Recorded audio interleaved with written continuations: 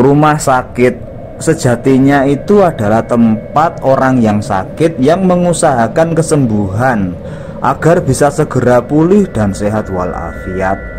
Tidak jarang setiap hari rumah sakit itu akan selalu penuh oleh pasien, yang mana mereka berjuang mengikhtiarkan kesembuhannya. Namun bagaimana jika rumah sakit, tempat yang seharusnya berfungsi sebagai sarana kesembuhan itu ya, malah menjadi sarang atau tempat yang dihuni oleh makhluk tak kasat mata? Seperti kisah nyata yang dialami oleh seorang warga, sebut saja namanya adalah Galih. Ia menceritakan kisah menyeramkan yang pernah ia alami. Kisah nyata Galih ini dialami pada sekitar tahun 2010-an saat dia masih kuliah di salah satu universitas di kota Bandung. Dan walaupun kejadian ini cukup lama telah berlalu, namun kisah yang dialami oleh Galih ini cukup jelas terekam dalam ingatannya hingga saat ini. Kejadian yang mengerikan yang dialami oleh Galih ini terjadi di salah satu rumah sakit yang berada di Jalan Soekarno-Hatta di kota Bandung. Kebetulan rumah sakit tersebut sangat besar dan strategis, sehingga membuat rumah sakit tersebut selalu ramai dikunjungi oleh banyak pasien.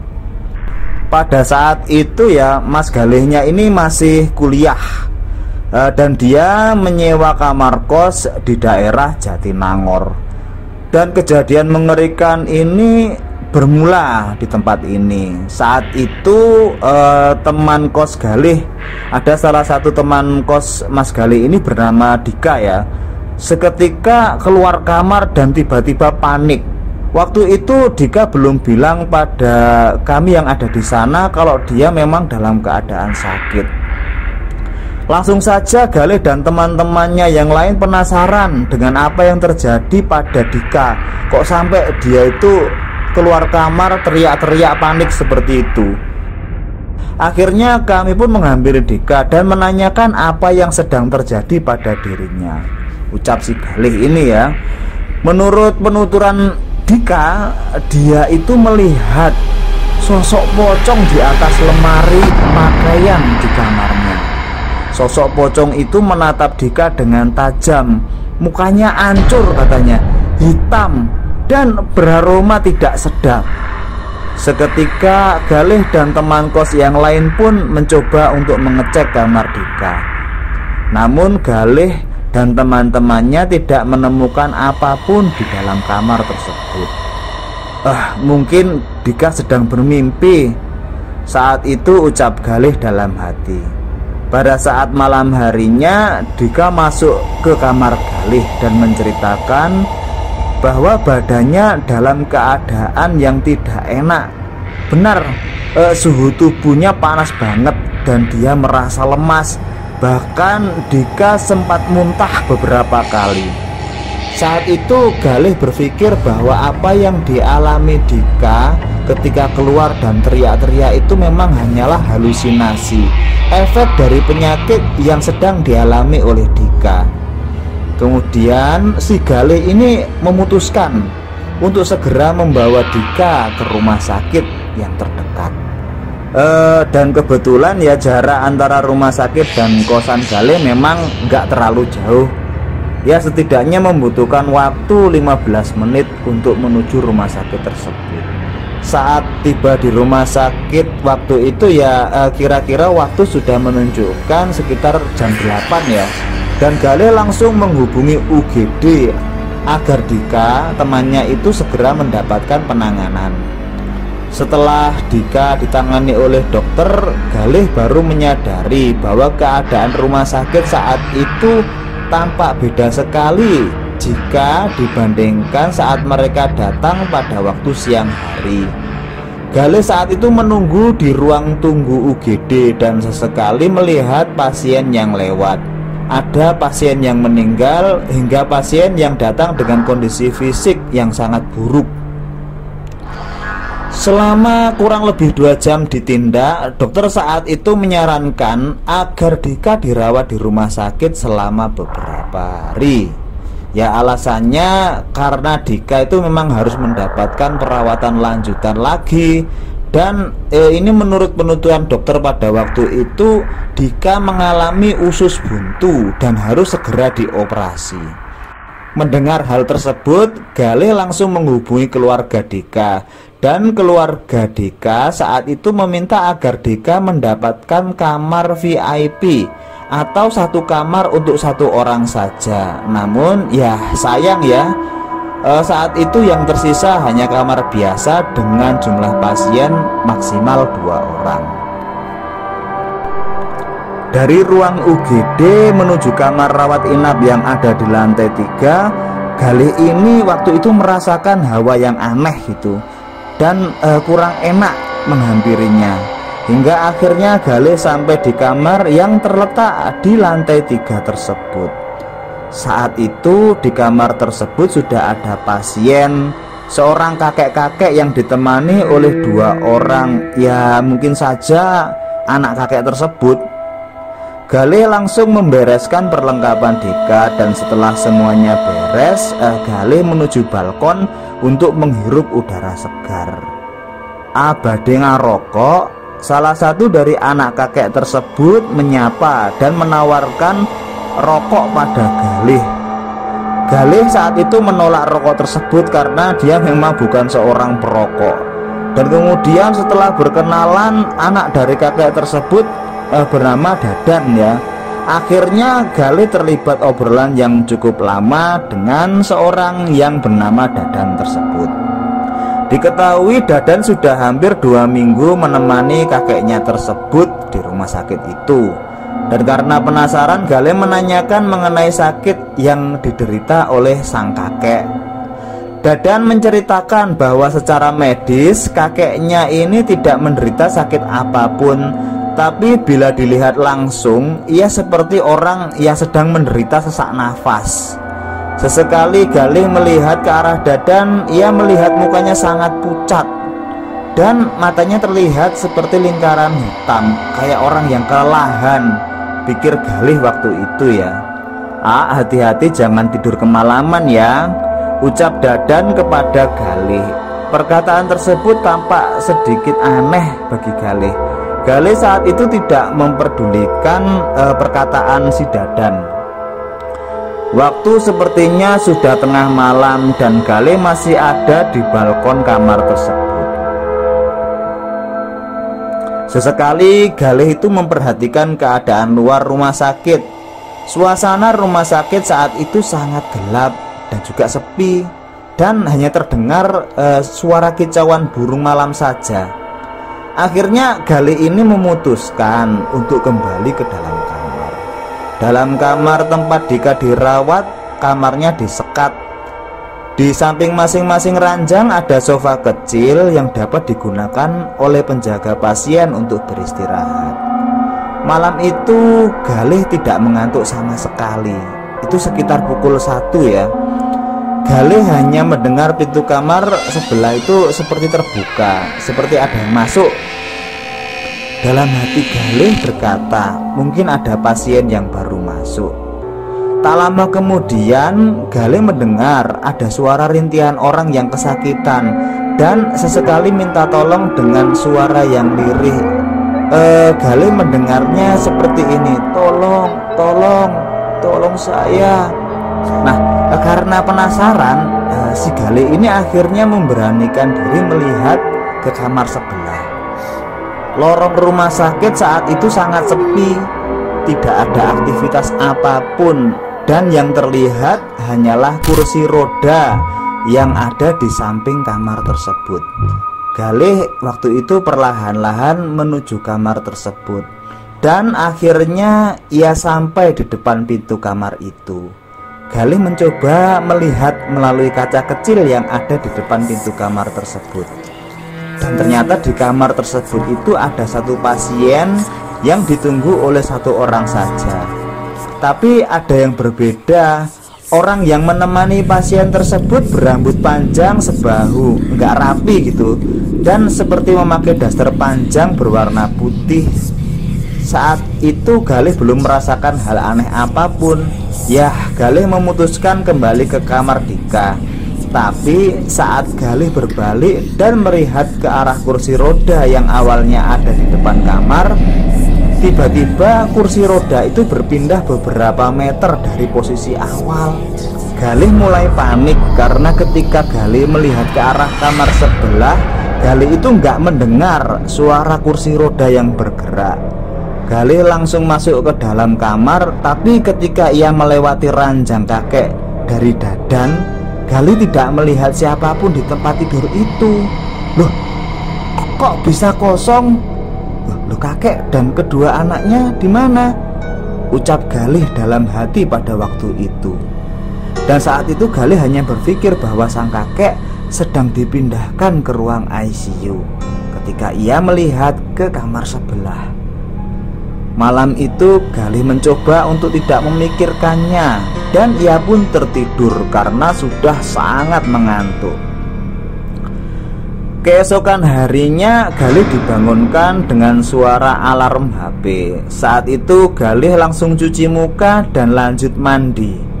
Keadaan Dika pada pagi itu terlihat cukup baik, dan Galih sempat mengobrol sedikit dengan Dika. Di tengah obrolan, Galih memutuskan untuk membeli sarapan di kantin rumah sakit. Dan saat berjalan menuju keluar, Galih melewati tempat tidur yang awalnya ditempati kakek. Tapi tempat tidur tersebut kosong, tidak ada siapapun di situ.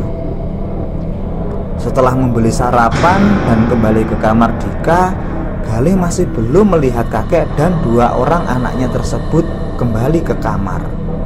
Dalam hati Galih berpikir, mungkin saja kakeknya masih di ruang ICU. Dan tak lama setelah itu Galih memutuskan untuk kembali ke tempat kos karena jam 1 siang Galih ada perkuliahan dan akan kembali menunggu Dika setelah kelas selesai. Kebetulan saat itu ada juga beberapa teman yang akan menjenguk Dika juga di rumah sakit. Setelah maghrib, Galih kembali ke rumah sakit untuk menunggui Dika. Hari ini adalah hari kedua Galih menemani Dika di rumah sakit. Galih melihat kakek itu ada di tempat tidurnya bersama kedua orang anaknya tersebut. Kondisi kakek tersebut ya samalah seperti semalam, tampak sesak nafas dan tidak berdaya. Ditambah saat melihat kedua anak kakek tersebut, Galih kasihan karena melihat muka mereka pucat. Setelah pukul 11, teman-teman kos Galih dan juga Dika pamit pulang karena kebetulan mereka ada kelas pada paginya. Sementara Galih lanjut menginap untuk menunggu Dika. Seperti biasanya, ketika semuanya sudah kondusif, Galih ini pergi ke balkon kamar kembali untuk sekedar melihat pemandangan sekitar.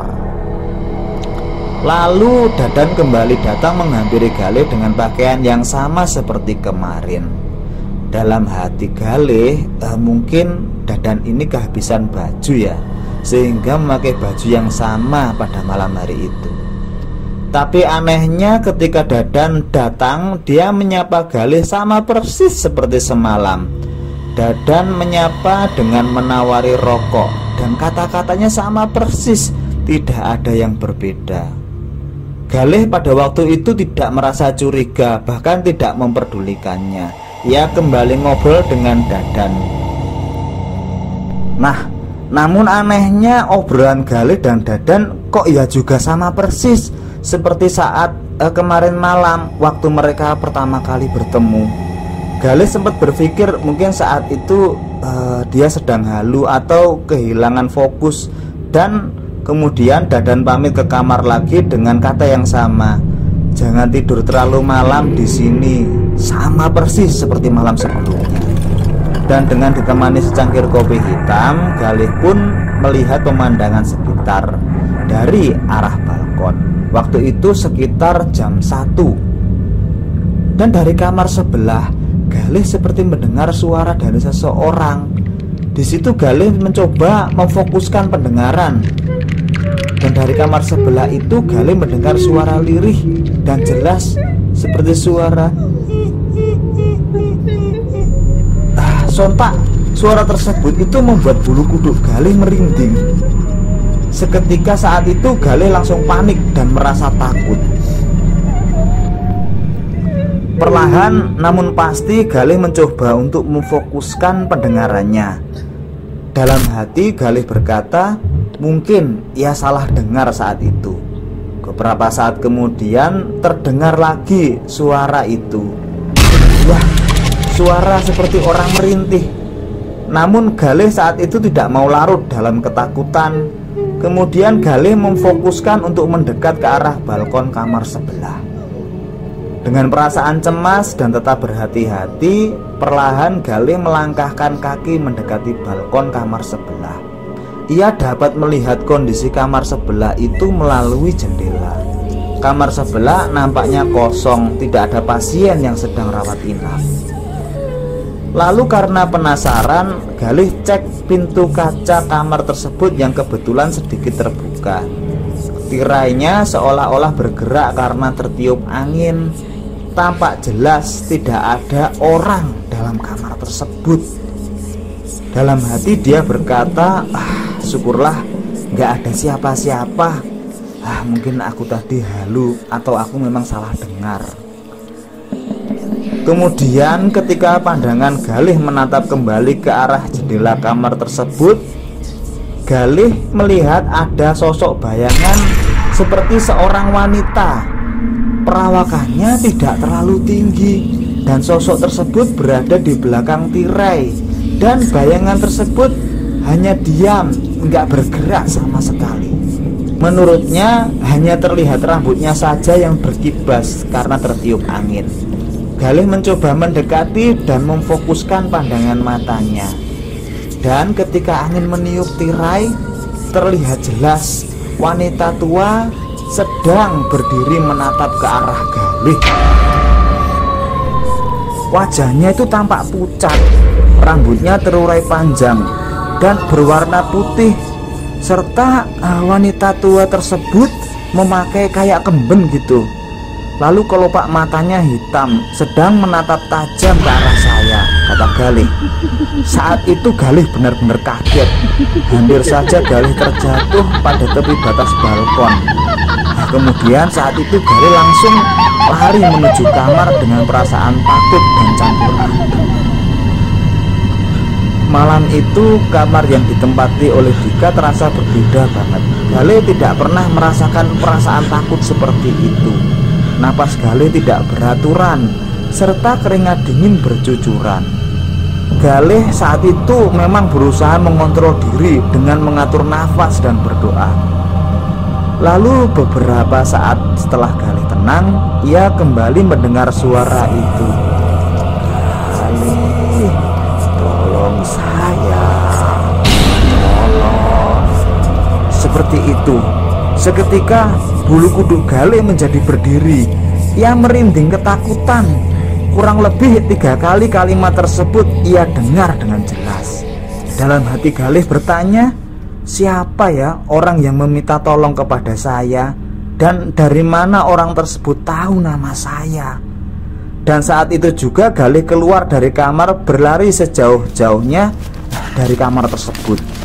Galih saat itu memutuskan untuk tidak tidur. Kemudian ia mendatangi titik yang dia anggap ramai, tepatnya di ruang resepsionis. Lalu para suster yang jaga melihat Galih dengan tatapan mata yang aneh. Galih tidak berkata banyak. Kemudian ia memperhatikan sekitar. Kemudian ia melihat tempat jaga perawat yang berada di pojok lorong rumah sakit yang dekat dengan lift di situ.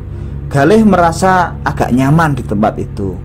Jadi posisi ruang jaga tersebut di paling pojok, dan kamar Dika ada di sebelah kanan. Mungkin jarak antara ruang jaga tersebut ya sekitar 20 meter lah. Di situ Galih duduk. Namun pandangannya tetap tertuju ke arah kanan, yaitu kamar sebelah yang tadi Galih melihat ada nenek tua. Saat di ruang tunggu perawat, Galih sempat tertidur sejenak dan terbangun karena ada suara pintu lift yang terbuka. Galih berpikir saat itu ada yang keluar dari lift. Tapi saat itu ketika dia menengok, gak ada seorang pun yang keluar dari lift. Kan aneh ya. Sesaat kemudian pintu lift kembali tertutup, dan beberapa saat setelahnya terdengar kembali suara lift yang terbuka. Namun sama seperti tadi, nggak ada seorang pun yang keluar dari lift tersebut. Aneh memang dan tidak masuk akal sama sekali menurut penuturan yang disampaikan oleh Galih. Tak lama setelah itu terdengar suara azan subuh. Galih yang masih terjaga saat itu mencoba memberanikan diri untuk ke lobi untuk menunaikan sholat subuh. Akhirnya di hari ketiga, Galih ini memutuskan untuk rehat sejenak di kos dan tidak menjaga temannya yang bernama Dika itu. Kemudian di hari keempat, Galih kembali ke rumah sakit dan dia berharap ya semoga kali itu tidak terjadi sesuatu yang aneh. Setelah maghrib, Galih sampai di rumah sakit dan langsung menghampiri suster yang sedang berjaga untuk menanyakan perkembangan kesehatan Dika. Lalu setelah itu Galih masuk ke kamar Dika. Pada malam itu ya kira-kira sekitar jam 10 malam, dia juga melihat kakek dan kedua orang anaknya masih dalam kondisi yang sama. Mukanya pucat, nafasnya tersendat, dan juga masih memakai pakaian yang sama. Dik, gimana keadaan lu sekarang? Tadi nyokap lu telepon gua transfer duit buat kebutuhan lu, tanya Galih pada Dika. Dan kemudian Dika pun mengatakan bahwa keadaannya saat ini sudah jauh lebih baik. Dan Dika juga mengucapkan terima kasih banyak pada Galih. Lalu kemudian mereka mengobrol sebentar. Setelah mengobrol dengan Dika, Galih kemudian ke tempat suster jaga karena ingin menanyakan total tagihan perawatan rumah sakit untuk Dika. Setelah keluar kamar, Galih bertemu dengan Dadan. Kang Dadan, kumaha eta si kakek to sehat? Tanya Galih pada Dadan. Namun saat itu Dadan tidak menjawab pertanyaan Galih. Ia kemudian hanya menunduk dengan wajah yang sangat pucat. Galih kemudian menutup pintu dan berjalan ke arah suster jaga. Saat itu Galih dan suster-suster sempat mengobrol santai hingga tanpa sadar Galih pun menceritakan kejadian aneh yang Galih alami selama di rumah sakit itu. Salah satu suster senior yang ada di tempat jaga itu ada yang bernama Mbak Nawang ya. Ia terlihat serius mendengarkan cerita Galih dari hari pertama Galih menjaga Dika sampai malam itu. Mbak, di sini serem amat ya? Tanya Galih pada Mbak Nawang. Namun Mbak Nawang tidak membalas ucapan Galih dan hanya melontarkan senyuman saja pada Galih. Lalu Galih menanyakan tentang kakek yang satu kamar dengan Dika kepada Mbak Nawang. Lalu kemudian Mbak Nawang memberitahu bahwa kakek itu menderita sakit paru-paru dan ia terlihat selalu sesak. Iya Mbak, tadi juga saya lihat si kakek masih sesak dan anaknya juga kelihatan murung banget. Terus yang saya herankan ya, kalau siang saya nggak pernah lihat mereka loh Mbak. Pindah ke ruang ICU atau gimana? Tanya Galih pada Mbak Nawang. Namun kembali Mbak Nawang nggak menjawab pertanyaan Galih. Di situ Galih melihat perawat lain seolah berbisik mengatakan sesuatu atas cerita Galih tadi. Yakin lihat si kakek dan kedua anaknya di kamar? Iya Mbak, barusan kan saya dari kamar dan lihat mereka, dan mereka ada kok, jawab Galih. Lalu kemudian Mbak Nawang masih diam dan gak berkata apapun. Pada akhirnya Mbak Nawang pun berkata, Mas, saya kasih tahu ya, tapi jangan kaget. Menurut penuturan Mbak Nawang, kakek yang sekamar dengan Dika telah meninggal 2 hari sebelum Dika masuk ke rumah sakit tersebut. Dan dengan perasaan terkejut, Galih merasa tidak percaya dengan apa yang dikatakan oleh Mbak Nawang. Lah, Bagaimana bisa? Sedangkan selama ini Galih menunggui Dika kan setiap malam selalu melihat kakek dan kedua anaknya tersebut. Dan tadi pun juga sebelum menghampiri suster, Galih masih melihat kakek tersebut masih ada. Mbak Nawang kemudian memberikan bukti yang menunjukkan bahwa kakek tersebut sudah meninggal beberapa hari sebelum mereka datang. Kemudian Galih masih penasaran dengan siapa Dadan yang menunggui kakek tersebut. Sesaat kemudian Mbak Nawang melanjutkan ceritanya. Lalu Mbak Nawang menceritakan bahwa kedua anak kakek tersebut tidak lama setelah kakek mereka meninggal, mereka bunuh diri loncat dari balkon. Saat itu juga Galih seakan merasa apa yang dialaminya sangat mengerikan. Selama ini ia berpikir yang sering mengajak ngobrol Galih di balkon adalah manusia. Namun ternyata bukan. Ternyata itu adalah hantu. Dan kemudian Galih pun kembali bertanya pada Mbak Nawang tentang kamar sebelah. Karena setiap malam Galih selalu mendengar suara aneh. Dan ada nenek-nenek dengan muka yang seram yang berdiri di belakang tirai. Lalu Mbak Nawang menceritakan bahwa kamar tersebut kosong. Tidak ada pasien yang dirawat inap di kamar tersebut. Namun beberapa bulan yang lalu memang ada pasien yang dirawat di kamar itu, tapi kemudian meninggal. Jadi dulunya yang tersebut menurut penuturan Mbak Nawang ini ya dijaga oleh ibunya yang memang sudah sepuh, sudah tua. Setelah anaknya meninggal, ibu tersebut langsung drop dan dirawat juga di kamar itu. Tapi tak lama kemudian ibu tersebut menyusul meninggal dunia. Malam itu Galih meminta kepada pihak rumah sakit agar Dika pindah kamar. Lalu kemudian dengan dibantu oleh Mbak Nawang, akhirnya Dika mendapatkan sebuah kamar yang berada di lantai 2. Pada saat itu Galih langsung membereskan perlengkapan Dika dan memberitahukan kepada Dika bahwa akan pindah kamar. Perlengkapan sudah beres, Dika sudah siap untuk pindah kamar. Dan ketika Galih akan menutup pintu kamar, Galih melihat dari arah jendela. Dadan tersenyum ke arah Galih dan Dika. Dadan tersenyum dengan wajah pucat dan dengan lingkar matanya yang hitam mengerikan. Tidak ingin larut dalam ketakutan, Galih dan Dika langsung meninggalkan kamar tersebut dan menuju lantai 2 yang merupakan posisi kamar baru Dika. Untungnya menurut Galih di lantai 2 tampaknya biasa-biasa saja. Ia tidak merasakan sesuatu yang aneh. Saat itu di kamar hanya ada Dika dan Galih saja.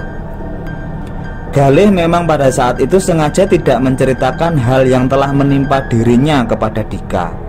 Bahkan sampai pada akhirnya Dika meninggal dunia karena penyakit yang dideritanya, Dika tidak tahu cerita seram yang dialami oleh Galih. Dan sehari setelah Dika meninggal dunia, Galih bermimpi bertemu dengan Dika.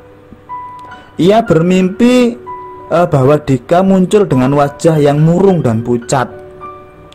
Galih bertanya kepadanya dan apa yang terjadi padanya pada mimpi tersebut. Namun pada saat itu dalam mimpinya ya, Dika tidak menjawab pertanyaan Galih. Kemudian beberapa hari setelah mimpi tersebut, Galih kembali memimpikan Dika lagi. Dalam mimpi kali ini Dika terlihat lebih ceria dan wajahnya sudah tidak terlihat murung lagi. Dan Galih dalam hati berharap bahwa semoga ini pertanda baik, bahwa keputusannya yang tidak menceritakan kisah horor yang dia alami di rumah sakit itu kepada temannya yang memang sedang sakit parah, itu adalah keputusan yang benar. Dan Galih memang selalu mengirimkan doa kepada Dika, sahabatnya itu. Galih berharap semoga Dika ini tenang di alam sana.